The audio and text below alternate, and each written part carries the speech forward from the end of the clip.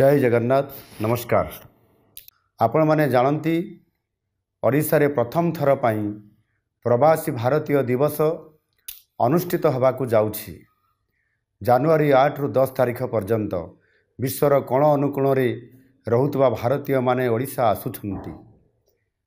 अनेक वर्ष परे आम ओडिया माननक पाई यह एक अपूर्व सुजोग।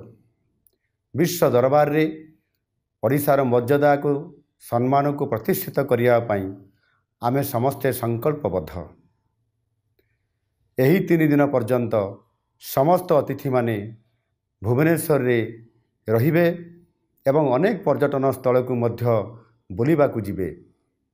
तेणु मु आपण मान को निवेदन करुछि, आपण माने एही समय रे आमर प्रवासी अतिथि माननकु स्वागत करंतु और यथोचित सम्मान प्रदर्शन करंतु।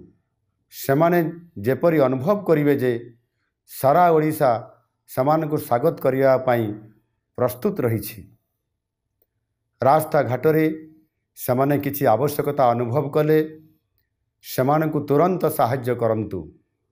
सेमान को एपरी सुंदर व्यवहार करंतु जेपरी सेमाने अनुभव करिवे जे सेमाने प्रकृतरे निज जन्म माटी रे निज देश रही अछंती।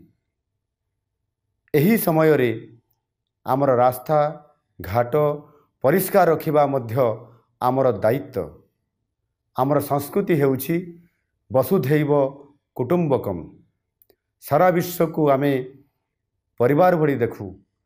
प्रवासी माने तो सहजरे आम निजर। आसंतु आमे समस्ते मिसी प्रवासी भारतीय दिवस को सफल करिबा। प्रवासी भाई भौणी माने तांको जीवनर सबुठारु भल अनुभूति पाइबे से दिगरे प्रचेष्टा करिबा। वंदे उत्कल जननी भारत माता की जय।